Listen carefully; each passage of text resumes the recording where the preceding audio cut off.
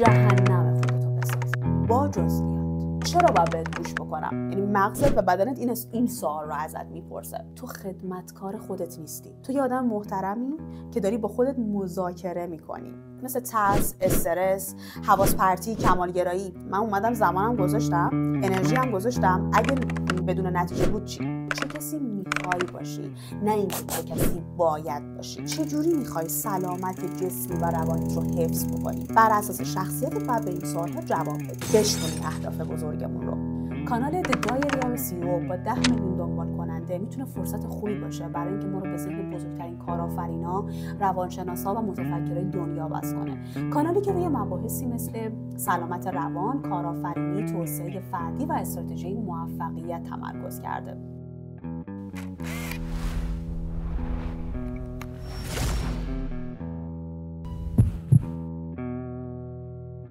راهکار جردن پیترسون برای مقابله با اهمالکاری چیه؟ اهمالکاری یعنی به تعویق انداختن کارهامون. میدونیم که باید یک کاری رو انجام بدیم، اما به دلایل مختلف مثل ترس، استرس، حواس پرتی، کمالگرایی از انجام اون کار تفره میدیم، میندازیمش به فردا، به هفته بعد موکولش میکنیم و همین به تعویق انداختن کاره باعث میشه که اضطراب رو تجربه بکنیم، احساس گناه داشته باشیم، عملکردمون کاهش پیدا بکنه و کلی مشکل دیگه. حالا برای اینکه بدونیم دکتر پیترسون چه راه حلی داره، اول باید به این سوال جواب بدیم که ما چرا گاهی از انجام کارهای دشوار فراری هستیم. پیترسون چه جوابی برای این داره؟ اولین علتش طبیعت انسانیه. یعنی ما ذاتاً تمایل داریم که در برابر انجام کارهای سخت مقاومت بکنیم، اجتناب بکنیم از انجام کارهای سخت. چرا؟ چون ذهنمون طوری برنامه‌ریزی شده که ترجیح میده آسون ترین کارا رو انجام بده. خب ترجیح میده به دنبال لذت باشه تا اینکه بخواد سختی رو تجربه بکنه. به خاطر همین اگه کاری رو بخوایم انجام بدیم که هزینه بر باشه، هزینه بر بودن یعنی اینکه مثلا کاری که نیازمند زمان و تلاش زیاده. خب اگه بخوایم همچین کاری رو انجام بدیم، مغز ما اینجوریه که نه. میدونی؟ یعنی اولین جوابی که بهت میده نه. و این مقاومت اولیه درون همه ما هستش. خب پس یعنی نمیتونیم کاری در برابرش بکنیم. چرا؟ مقاومت اولیه رو داریم مگر اینکه شرایطی رو مشخص بکنیم، خب که اون تلاشی که میخوایم بکنیم، اون زمانی که میخوایم بذاریم رو توجیه بکنه. حالا اینکه چجوری این شرایط رو مشخص کنیم در ادامه توضیح میده. علت بعدی که باعث میشه ما اهمال کار باشیم نبود اعتماد به خوده. فرض کن که یه برنامه داری، میخوای یه کاری انجام بدی. خب مغزت، بدنت بهت میگه که نه، من میخوام همینجا بشینم، لش کنم، استراحت کنم، انرژیمو حفظ کنم. چرا باید باشم فلان کارو انجام بدم؟ چرا باید بهت گوش بکنم؟ یعنی مغزت و بدنت این سوال رو ازت میپرسه. دکتر پیترسون میگه که اگه فردی احساس کنه که خب از پس انجام یک کاری بر نمیاد، تواناییشو نداره، یا حتی احساس کنه که توی اون کاره ممکنه که موفق نشه، ذهنش خب از تلاش کردن صرف نظر میکنه به خاطر اینکه توجیه نداره. یعنی به خودش میگه خب من اومدم زمانم گذاشتم، انرژی هم گذاشتم، اگه بدون نتیجه بود چی؟ پس وقتی که این سوال رو بدن و مغزت ازت میپرسه که چرا ما باید تلاش بکنیم، تو باید یه دلیل داشته باشی، باید یه سری شواهد داشته باشی که بهش نشون بدی ببینی ما قبلا مثلا فلان کار رو انجام دادیم، سخت بود ولی موفق شدیم. حالا اون شواهد چیا هستن؟ اگر هدفی داشتی قبلا و بهش رسیدی، دستاوردهایی که تو زندگیت داشتی در گذشته، همه اونا باعث میشه که تو بتونی به خودت اعتماد بکنی، مغزت، بدنت به تو اعتماد بکنه. به خاطر همینه که میگن اگر مثلا کاری رو میخوای انجام بدی و به خودت قول میدی که انجامش بدی، حتما انجامش بده، چون به مرور این شکلیه که اون اعتماد به خودت درت شکل میگیره و ذهنت در طولانی مدت میتونه بهت اعتماد کنه. اما اگه این شکلی نباشه، همیشه یه بخشی از عمق وجود آدم این شکلی بهش میگه که ببین تو از من میخوای بلند شم فلان کارو انجام بدم دیگه، من چرا باید بهت اعتماد کنم؟ بر اساس چه شواهدی من باید به تو اعتماد بکنم؟ تو قسمت بعدی میخوایم بریم سراغ راه حلی که دکتر پیترسون میده. ما وقتی که میگیم میخوایم اهمال کار نباشیم یعنی چی؟ یعنی میخوایم کارامون رو سر همون تایمی که مشخص کردیم دقیقاً انجامش بدیم. میخوایم یه آدمی باشیم که سخت کوشه، یه آدمی که منظمه و کاراشو به تعویق نمیندازه. اولین راه حلش اینه. باید یه بهشت برای خودت بسازی. یعنی شرایطی رو فراهم بکنی که اون زمان گذاشتنه، اون تلاش کردن رو توجیه بکنه. بهشت ساختن یعنی این که برای خودت یه چشمانداز به وجود بیاری. یه چشمانداز از این که در طی 3 الی 5 سال آینده میخوای زندگی چجوری باشه، دوست داری به چه کسی تبدیل بشی. پس ما نیازمند یه چشمانداز مثبت هستیم از هر آن چیزی که واقعا دوستش داریم، واقعا میخوایم باشیم. و وقتی که همچین چشماندازی رو برای خودمون با جزئیات، تاکید میکنم با جزئیات، بنویسیم و داشته باشیم، همین باعث میشه که مغزمون براش توجیه داشته باشه اون حجم از تلاش کردن و زمان گذاشتنه. اما نکته‌ای که وجود داره اینه که اون چشماندازی که برای خودت داری تعیین میکنی، یه سری اهداف مینویسی، اون اهداف باید اهداف ارزشمند و منحصر به فرد باشن. وقتی میگم اهداف ارزشمند، منظورم این نیست که برای جامعه مثلا ارزش داشته باشه، برای خانواده، برای فرهنگ، نه، اهدافی که برای خودمون با ارزش باشه. خب و برای این که به اون اهداف برسیم، اهدافی که منحصر به فرد هستن، چون ببین حقیقتا این شکلیه که ماهایی که مثلا دنبال توسعه فردی هستیم بر خودمون هدف میذاریم، ولی شاید هدف واقعی، اون چیزی که واقعا میخوایم نیست. چه میدونم، هدف رو مثلا خانواده داده، هدف رو فرهنگمون داده، جامعهمون داده. حالا برای اینکه اون هدف منحصر به فرد ما باشه، باید به این برسیم که ما چه کسی میخوایم باشیم. خب تأکید میکنه دکتر پیترسون، میگه چه کسی میخوای باشی، نه اینکه چه کسی باید باشی. این خیلی مهمه. همیشه این سوال مطرحه که چرا ما باید یه کاری رو انجام بدیم؟ چون هیچ کاری نکردن آسونه و اون چیزیه که مغز ما میخواد. خب پس اگر اون چشماندازی رو که باید برای خودت به وجود بیاری، وقتی که به اهدافت فکر میکنی، به خودت میگی اوکی، اگه قراره نتیجه تلاش‌های من اون چیزها باشه، ارزشش رو داره، انجامش میدم. اما چرا ماها هدفمون رو مشخص نمی‌کنیم؟ یا هدف داریم، خب اون چشم اندازه رو داریم، اما خیلی مثلا دقیق نیست. علتش چیه؟ دکتر پیترسون میگه علتش اینه که آدم‌ها نمیخوان زمان شکستشون رو مشخص بکنن. ببین مثلا من یه هدفی گذاشتم برای سال 404 و این به این معنیه که من هم زمان موفق شدنم رو مشخص کردم، هم زمان شکست خوردنم رو. و دکتر پیترسون میگه که آدم‌ها دوست ندارن که این زمان شکست خوردن دقیق باشه، دوست دارن یه حالت مبهم و گنگی باشه که از نظر روحی اذیت نشن، چون به محض اینکه میدونی سال 404 ظهر تموم بشه، ممکنه که موفق باشی، ممکنه شکست هم بخوری. خب همین اینکه تو میدونی دقیقاً زمان شکست خوردنت کیه، یه حس دردناکی برات به وجود میاره. و میگه چون آدما نمیخوان این حس دردناک رو تجربه بکنن، چیکار میکنن؟ ترجیح میدن که در برابر اون شکسته کور باشن، نابینا باشن. خب و این روند رو همینجوری ادامه میدن تا جایی که یه جوری شکست میخورن، خب که دیگه نمیتونن پاشن، نمیتونن جمعش بکنن و نمیتونن نبیننش.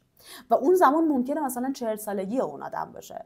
پس میگه من بهتون پیشنهاد میکنم که نذارید این اتفاق بیفته.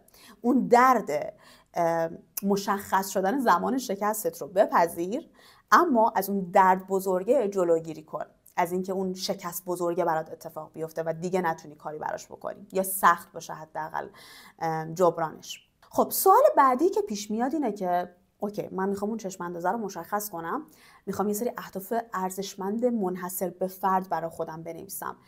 این اهداف کجا باید دنبالش باشم؟ میگه اول برگرد به شخصیت خودت، خلق و خوی خودت. یعنی چی به شخصیت خودت برگرد؟ یعنی اینکه نگاه کن ببین تو چجور آدمی هستی. مثلا اگه آدمی هستی که برونگرایی، روابط خیلی برات مهمه، پس حواست باشه روابط اجتماعی، روابط عاطفیت، اینا خیلی مهمن و باید روشون سرمایه گذاری کنی. اگه آدمی هستی که شرکت کردن تو فعالیت‌های خلاقانه برات خیلی اهمیت داره، اون شغلته که خیلی برات در اولویته، پس روش برنامه ریزی بکن. یا اینکه اگه آدمی هستی که مثلا حساسی، نگرانی، خب پس امنیتت برات خیلی مهمه، اینکه زندگیت رو جوری بچینی که در نهایت احساس امنیت داشته باشی. و میگه یه سری سوال هست که میتونید به این سوالا جواب بدین بر اساس شخصیت خودتون و بر اساس خلق و خوتون اونها رو تنظیم بکنید جواب‌ها رو. سوال‌ها چیا هستن؟ از دوستیاتون چه انتظاری دارید؟ از روابط عاطفیتون چی میخواین؟ دوست دارین خانواده‌تون چجوری باشه؟ ساختارش چه شکلی باشه؟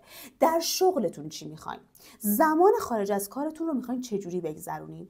و سوال بعدی این که چجوری میخوای سلامت جسمی و روانیت رو حفظ بکنین؟ این هم خیلی اهمیت داره. بر اساس شخصیتت باید به این سوال‌ها جواب بدی. و میگه اینا یه جورایی منابع بالقوه انگیزه هستن. جواب دادن به این سوالا میتونه بهت کمک بکنه. گفتم به 2 مورد اشاره میکنه. مورد بعدی اینه که میگه به زندگی آدم ها نگاه کن. ببین گفتش که اهدافت باید منحصر به فرد باشه. زندگی آدم ها منظورش به صورت کلیه. خب میگه آدم ها از زمانی که بودن و حالا خواهند بود معمولا چه چیزهایی براشون با ارزش بوده، برای چه چیزهایی تلاش میکردن، برای خانواده، برای شغل، برای دوستاشون، برنامه‌هایی داشتن واسه زمان خارج از کارشون، روی سلامت جسمی و روانیشون توجه داشتن و تمرکز داشتن. میگه حالا همه این اهداف قرار نیست اهداف تو هم باشه، اما سعی کن بیشترش رو توی برنامه جا بدی، چون ممکنه که پشیمون بشی. اینها مواردی بوده که نشون داده برای اکثریت در نهایت اون لذت پایدار رو فراهم میاره. پس حواست بهشون باشه.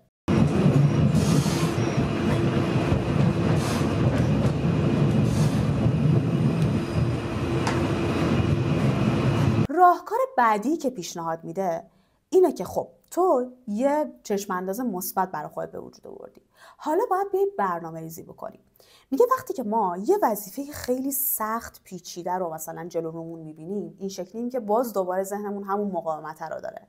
پس باید بیایم چیکار بکنیم؟ اهدافمون رو به اهداف کوچیک قابل اجرا تقسیم بندی بکنیم، بشکنیم اهداف بزرگمون رو. اهدافی که قابل اجرا باشن و به تدریج خب اون سیستم پاداش و انگیزه ما رو بتونن تحریک بکنن.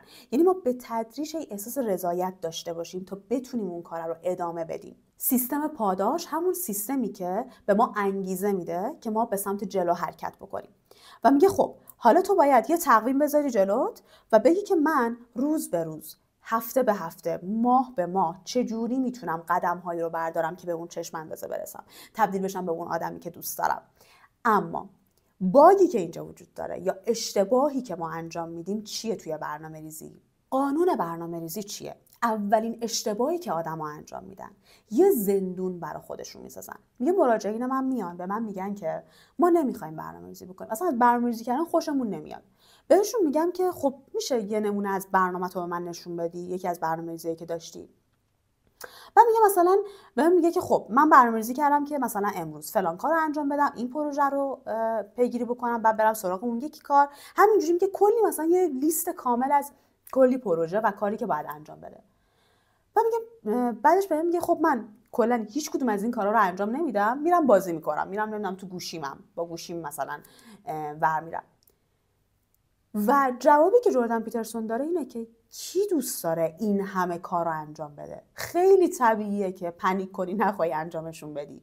میگه ببین برنامه‌ای تنظیم کن که روزی رو داشته باشی که واقعا میخوای. یعنی چی؟ یعنی یه کاغذ خودکار برمیداری، به خودت میگه خب من فردا رو دارم، اگه بخواد فردا بهترین روز ممکن من باشه، خب بهترین روز من باشه، من چه کارهایی رو انجام میدم، چه جوریه اون روز بهترین روز من چه شکلیه. و میگه اون موقع است که باید بشینی برنامه ریزی کنی، نه که برای خودت یه زندون بسازی. و قطعاً بهترین روز با مقداری مسئولیت همراهه. یعنی مثلا ممکنه ما بگیم خب بهترین روز من روزیه که مثلا من از صبح تا شب بگیرم بخوابم، بعد یا مثلا با دوستام کلا برم بگردم. میگه که نه، هیچ عقل سالمی به نظرش این بهترین روز نیست. چرا؟ چون بهترین روز معنی داره. بهترین روز یعنی روزی که وقتی شب خواستی بخوابی، خب سرتو که گذاشتی رو بالش، حال و اوضاعت بهتر از اول صبح باشه، نه که بدتر شده باشه. حالا بهترم نشد، بدتر نشده باشه، اون میشه بهترین روز تو.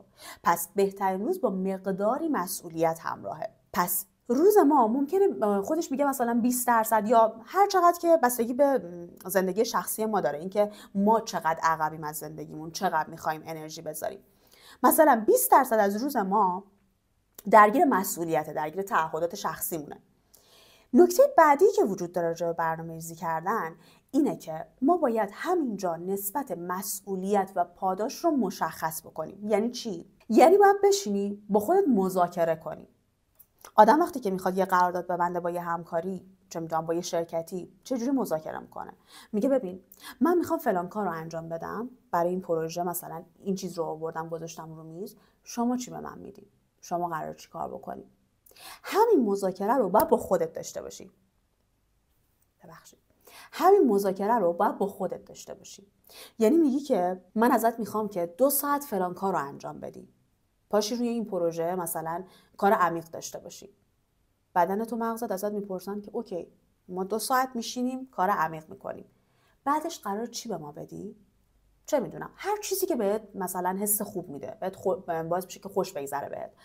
چه میدونم میتونی مثلا نیم ساعت بازی کنی، بازی چه میدونم ویدیو اینجور چیزا، یا مثلا میتونی تو اینستاگرام بگردی، هر کاری، میتونی یه شام خوشمزه بخوری. میگه نکته مهمی که توی برنامه‌ریزی هست اینه که بدونی تو خدمتکار خودت نیستی. خب تو یه آدم محترمی که داری با خودت مذاکره میکنی و میگه این برای آدما خیلی سخته انجامش. چرا؟ چون معمولا آدما از خودشون خوششون نمیاد. به خاطر همین دارن همیشه مثل چماق میزنن تو سر خودشون، بعد همین باعث میشه که کاراشون رو به تعویق بندازن، بعد باز دوباره همین به تعویق انداختن چماق میکنن میزنن دوباره تو سر خودشون و توی لوپی میافتن. خب و یه زندگی مثلا وحشتناک رو تجربه میکنن. یه مورد مهم دیگه‌ای که توی برنامه‌ریزی باید در نظر بگیریم پذیرفتن خودمونه. این رو بپذیر که تو مثلا تنبلی، چه میدونم گاهی اوقات اصلا یه آدم بیفایده یا بی خودی هستی. خب میگه همین رو بپذیر راجع به خودت و بدون که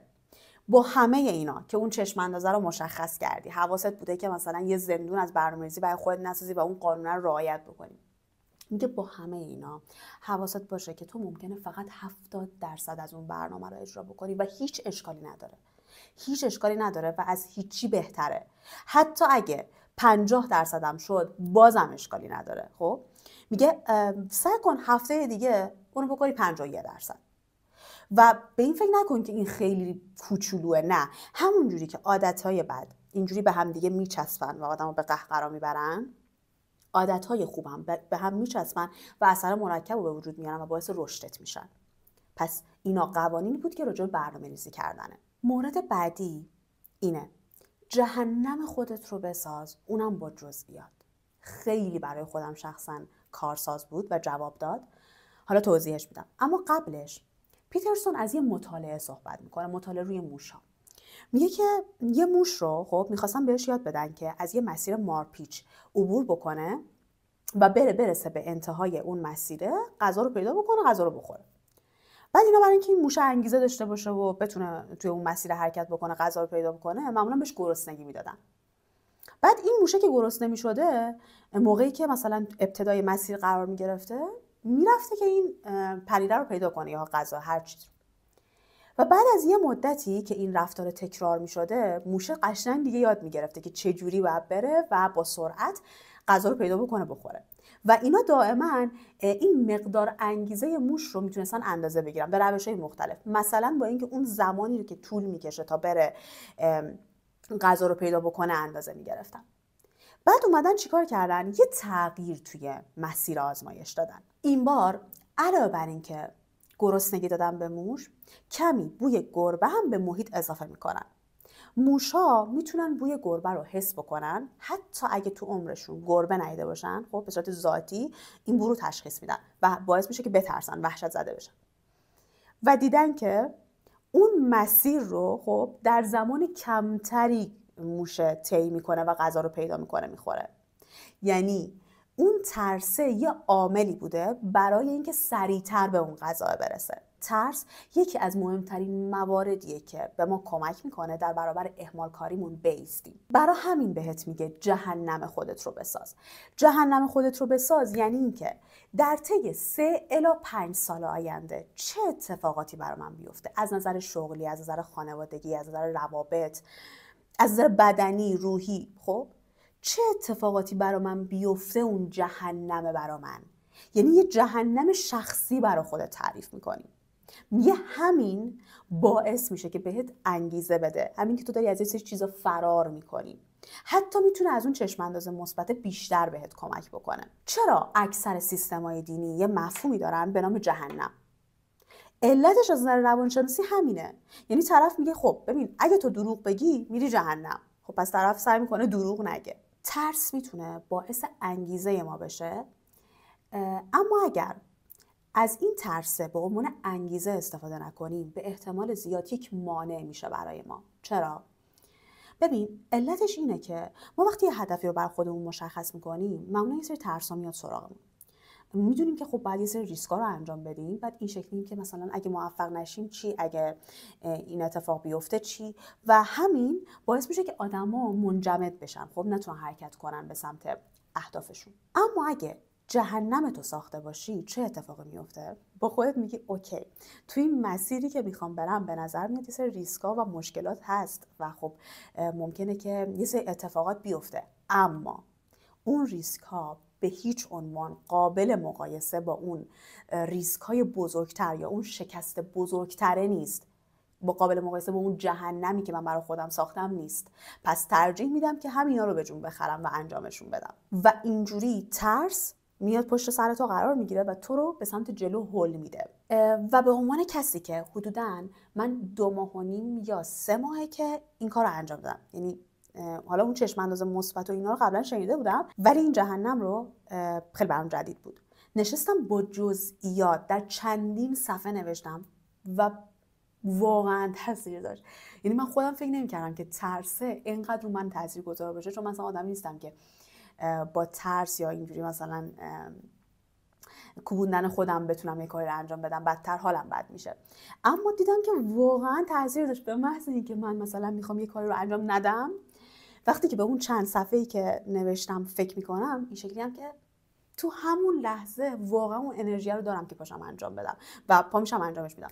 پس به نظرم امتحانش بکنین، به احتمال خیلی زیاد جواب میده. مورد بعدی که میتونه توی اهمال کاری بهمون کمک بکنه، نه منظورم اینه که بهمون کمک میکنه که اهمال کار نباشیم، تغییر نگرشمون نسبت به زمانه.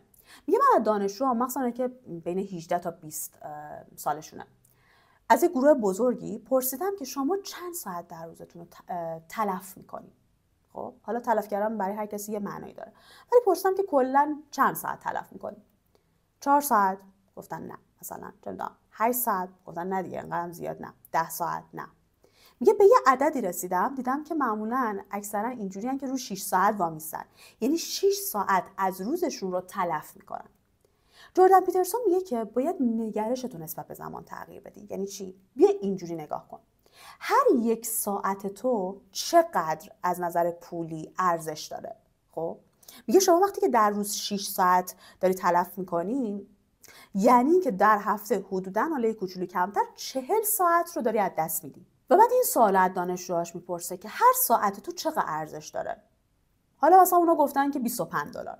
میگه ولی من بهشون میگم که $25 نیست، خیلی بیشتر از این حرفاست، به خاطر اینکه تو جوون هستی و زمان تو میشه سرمایه تو. هر کاری که داری میکنی در آینده چندین برابرش رو نتیجهش رو میبینی، حالا چه کار مثبت چه کار منفی یا کاری که به ضررت باشه.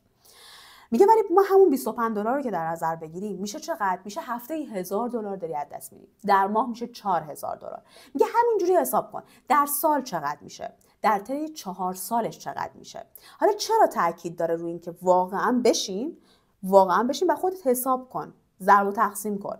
میگه علتش اینه که هیچ کس تا الان به ما نگفته که بشین ارزش زمانت رو برآورد کن.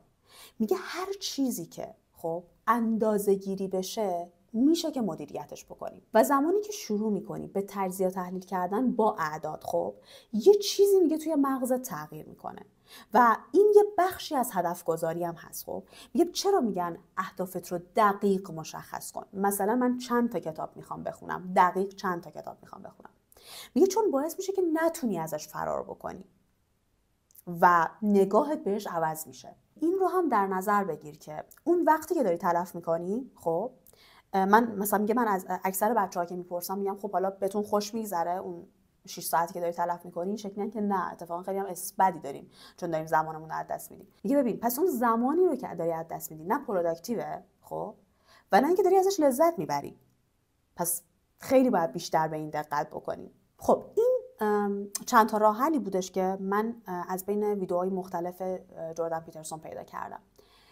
اما یه موضوع دیگه هم مطرح میکنه که به نظرم خیلی مهمه که بهش اشاره بکنیم. ما در دنیایی داریم زندگی میکنیم که کلی حواس پرتی‌های مختلف وجود داره و همشون به شدت اعتیاد آورن. چرا؟ چون خیلی سادن و با اینکه سادن دوپامین خیلی زیادی رو ترشح میکنن. مثلا ما با یک کلیک کردن کلی میتونیم فیلم ببینیم، دوپامین ترشح میشه تو ذهنمون. یا کسایی که مثلا قمار میکنن، با فشردن یه اهرم، یه دکمه، یه اتفاقات مثلا پیش بینی نشده میفته و همین باعث میشه که دوپامین زیادی ترشح بشه و خب این باعث میشه که تمام چیزهایی که توی دور و برمون هست و ساخته آدم هاست به شدت اعتیادآور باشه. چجوری خب ما جلوی این حواس پرتیایی که به شدت اعتیادآور هستن رو بگیریم، از اون لذت آنیمون بگذریم برای اون لذت پایداره، برای اون هدفی که میدونیم لذتش دیررس‌تر هستش. اهدافی که ما برای خودمون تعیین میکنیم مشخصاً خب اینقدر دوپامین در لحظه برامون تولید نمیکنه که ما رو بخواد گرفتار بکنه. ما باید یه تلاش زیادی رو داشته باشیم، یه زمان زیادی رو برسیم که تازه به اون لذت برسیم. چجوری میتونیم از این فرایندهای اعتیادآور خلاص بشیم؟ دکتر پیترسون میگه که تو باید یه چیز بهتری رو جایگزین اونها بکنی. یعنی چی؟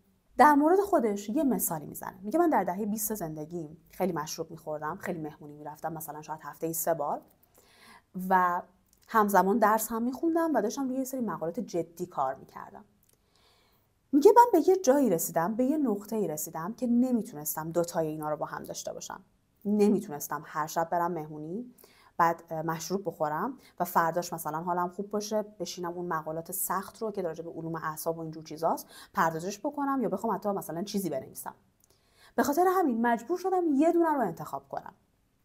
از طرفی به کارم خیلی علاقه داشتم، چون داشتم کلی چیز راجع به علوم اعصاب یاد میگرفتم، راجع به اعتیاد، نمیدونم سوء مصرف الکل و اینجور چیزا. میگه پس من یا باید به تفریحم ادامه میدادم، همون تفریحی که واقعا هم داشتم ازش لذت میبردم، یا اینکه باید کاری رو انتخاب میکردم که به نظرم واقعا کار ارزشمندی بود. ارزشمند، باز دوباره تاکید میکنم، نه از نظر جامعه، ارزشمند برای خود اون آدم.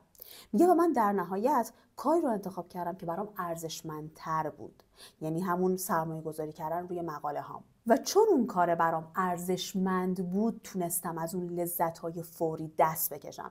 میگه مردهای جوان معمولا این شکلی هستن که دوست دارن مثلا مشروب بخورن، چه میدونم خوش بگذرونن، تفریحات مختلف رو امتحان بکنن، اما از یه جایی به بعد مثلا از سن 25 26 27 سالگی به بعد اینا کم کم متوقف میشه. علتش چیه؟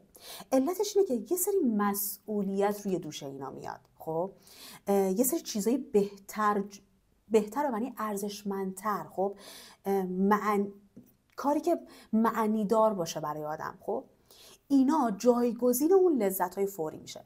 مثلا طرف تصمیم میگیره که روی شغلش سرمایه گذاری بکنه، تصمیم میگیره خانواده تشکیل بده، یا مثلا روی رابطه عاطفیش سرمایه گذاری بکنه و همین باعث میشه که اون لذت‌های آنی برن کنار و آدم این انرژی رو داشته باشه که در طولانی مدت روی اون پروژه‌ای که میخواد کار بکنه. به خاطر همین تاکید میکنه یه فلسفه شخصی برای زندگیت بساز، یه فلسفه‌ای که عمیقاً بهش باور داری و مطمئن باش اگه این فلسفه رو بسازی یعنی برای خودت یه چرایی به وجود آوردی و کسی که یه چرایی برای خودش داره با هر چگونگی میسازه و میتونه راه حل‌های مختلف رو برای خودش پیدا بکنه در برابر چالش‌هایی که حالا در مسیرش قرار میگیره. خب این کل نکاتی بود که من از ویدیوهای آقای پیترسون راجع به اهمال کاری پیدا کردم و سعی کردم براتون ترجمه بکنم. اما زمانی که شما راجع به اهمال کاری میخوای سرچ بکنی و ببینی که جردن پیترسون چی گفته، معمولا ویدیوهای کوتاه هست. یعنی اینجوری نیست که مثلا یه ویدیو کامل 1 ساعت 2 ساعت راجع به اهمال کاری داشته باشه، یا حداقل من پیدا نکردم با اینکه خیلی سرچ کردم. ولی یه سری ویدیوها هست که در قالب مثلا سخنرانیش تو دانشگاه بوده یا اینکه در قالب پرسش و پاسخ بوده و از دل اونا راجع به اهمال کاری صحبت کرده. لینک همه ویدیوها رو قطعا میذارم براتون ببینید، چون خودش خیلی جذاب‌تر صحبت میکنه، انقدر که تاثیرگذاریش خیلی بیشتره مسلما. مرسی که دیدین. خداحافظ.